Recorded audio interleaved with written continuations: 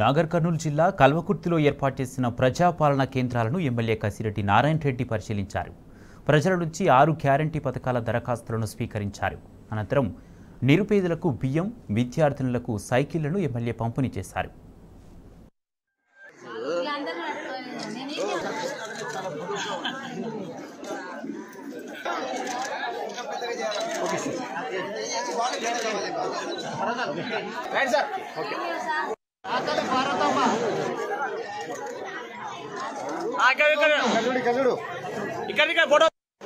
ఆరు గ్యారంటీలలో ఈరోజు మళ్ళీ ముఖ్యమైనటువంటివి ప్రజాపాలన ద్వారా ఇక్కడ ఉన్నటువంటి దరఖాస్తులను మనం తీసుకొని అవి స్క్రూటినీ చేసి అంటే పరిశీలన చేసి ప్రజలకు ముందుగా 2500 రూపాయలు ఆ కుటుంబంలో ఉన్నటువంటి వారికి ఇవ్వాలని చెప్పేసి ఏదైతే నిర్ణయించిందో దాన్ని మీరు ఈరోజు దరఖాస్తుల ద్వారా మరి అందులో టిక్ చేసి ఎలక్షన్ లో ముఖ్యంగా చెప్పినటువంటిది మహాలక్ష్మి పేరిట 2500, అదేవిధంగా 500 రూపాయలకు సిలిండర్.